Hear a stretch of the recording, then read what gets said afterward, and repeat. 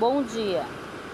Hoje nós continuamos compartilhando do livro da honra ao perdão divino no capítulo Buscando arrematar todos os fios soltos. Vamos lá!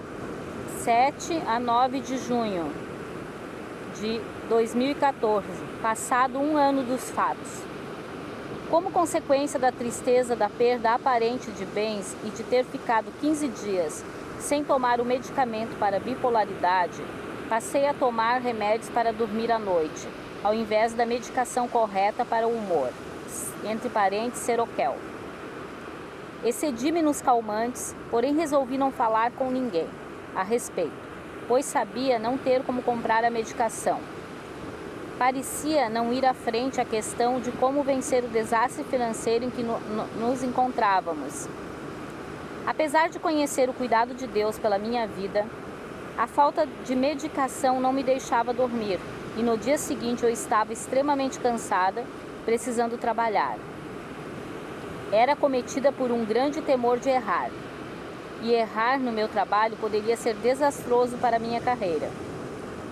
Na segunda-feira, dia 9 de junho, entreguei-me mesma à tristeza e à insegurança, ao ponto de tomar diversos medicamentos quaisquer. Desta vez, nem mesmo sabia se tinha o desejo de morrer, ou apenas não tinha desejo algum.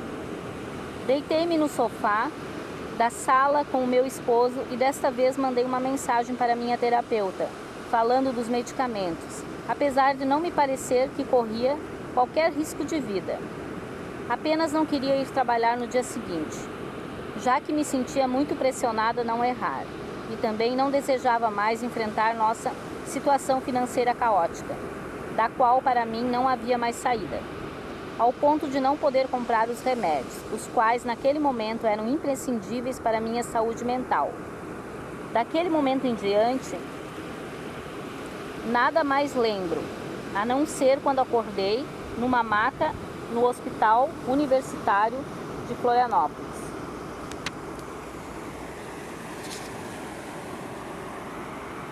E vi meu esposo sentado numa cadeira ao meu lado. O cuidado de meu esposo com meu estado de saúde realmente me constrangeu, a respeito do qual fiquei sabendo pelo testemunho de meus filhos, horas após.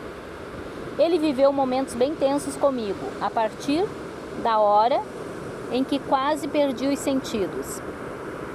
Percepção minha, eu havia apagado. Porém, segundo meu esposo, mantive-me acordada em total desequilíbrio físico, agitando-me o tempo todo. Assim, ele teve muita dificuldade em pedir ajuda por telefone e me vestir adequadamente para me levar ao hospital. Conseguiu chamar meu filho e nosso líder de célula para ajudá-lo.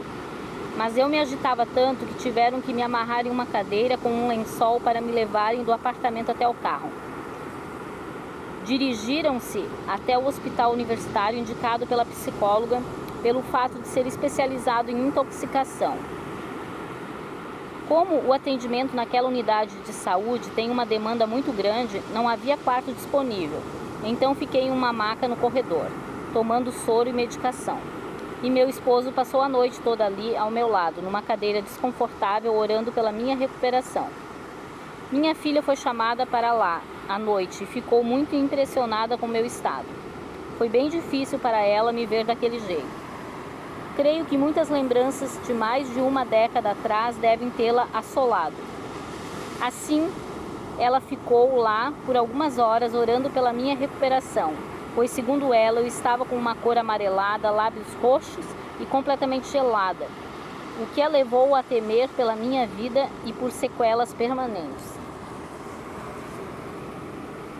Quando despertei e já estava conversando normalmente, observei em outra maca uma mulher, a qual estava acompanhada de um rapaz de uns 15 a 17 anos de idade, sendo aquele jovem seu acompanhante, cuidando dela de uma forma muito especial. Decidi ir até ele e dar uma palavra. Falei que parecia um jovem sensível e que Deus estava feliz com sua atitude. Ele me surpreendeu com a pronta resposta de que sua mãe já havia feito muito por ele. No dia seguinte, quando já estava pronta para sair, aquela senhora veio em minha direção e perguntou-me se eu era cristã evangélica. Respondi que sim e perguntei como ela supôs tal coisa. Falou-me que foi pela forma como eu me dirigi ao filho dela e perguntou-me se eu sabia por que ela estava ali. É claro que respondi que não, pois Deus nada me tinha revelado até então e ninguém havia me contado. Começou a chorar e me falou que havia descoberto que o marido a traía e tomou um monte de remédios para se matar. Engoli em seco. E nem deu tempo para pensar muito. Comecei a orar por ela, convidei-a a fazer oração de entrega de sua vida a Jesus e perdoar o esposo. Ela fez.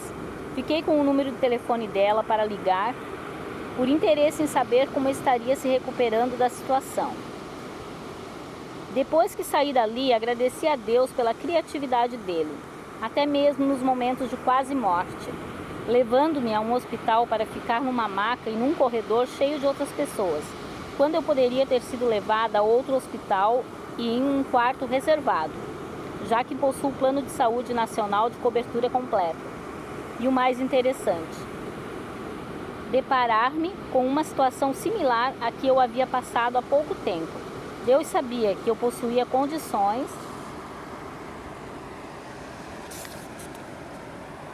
de ministrar o coração e a alma daquela mulher, pois estava saindo desse sofrimento no qual ela estava entrando. Inclusive, na semana seguinte, liguei para ela e fiquei feliz ao saber que não havia se separado. Sua filha casada estava cuidando dela, estava fazendo terapia e indo a uma igreja próxima da casa dela, e tenho orado por ela. Missões para Brasília, Distrito Federal. No período de 18 a 22 do mês de setembro, fomos eu, o Miguel e um grupo do curso GV Interns Escola de Discípulos a Brasília, com a finalidade de missões evangélicas urbanas. Era um grupo misto de jovens e adultos maduros, na faixa etária acima de 40 anos. Eu estava ainda passando por crise de asma, por isso fiquei de fora das atividades mais radicais. Sabendo que o desafio era muito grande, antes de irmos, houve um período de jejum e oração, entre parênteses, consagração, para seguirmos adiante. Algumas coisas já estavam previamente programadas com a igreja local de Brasília, como, por exemplo, os adultos ficariam hospedados na residência de irmãos da igreja. Porém, ao chegarmos, já começaram os desafios extras. Não tínhamos acomodações distintas e eu tive que dormir em um colchão inflável, emprestado de um jovem um tanto ofegante e em virtude da crise de asma.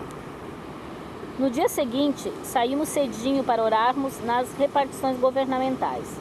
Fomos de ônibus, metrô e muitos quilômetros a pé, num calor quase insuportável, com baixíssima umidade do ar. Sentimos em diversos locais um clima espiritual refletido no natural de uma confusão e sujeira, no qual quase nos envolvemos. À noite, nosso diretor chamou nossa atenção para a situação em que estávamos e como, ademais, passamos a sair da cobertura dele como nosso diretor da escola e responsável por toda a missão. Estava acontecendo naquela igreja uma conferência profética com 2 ministrantes fantásticos, ungidos pelo Senhor, e, inclusive, uma das palavras havia sido sobre como, no Antigo Testamento, certa vez, o rei Saul entrou em um clima profético e até mesmo ele começou a profetizar. E nós estávamos em uma situação similar. Entramos em uma atmosfera de confusão e sujeira e estávamos nos deixando influenciar. Naquela mesma noite, eu e Miguel fomos agraciados com acomodações excelentes na residência de uma missionária que morava muito próxima à igreja. Também houve uma união de todo o grupo em intercessão pela igreja local e pelos demais passos que iríamos dar na capital da República. Consequentemente, todas as portas se abriram e até o último dia em que ficamos na capital do país fomos abençoados com encontros divinos. Muitos deles aconteceram no Congresso Nacional, Senado da República e Câmara dos Deputados, Palácio do Governo inclusive. Viabilizou-se o pronunciamento do diretor da escola e de 2 alunos no plenário do Senado, manifestando-se contra a legalização da venda da maconha no país.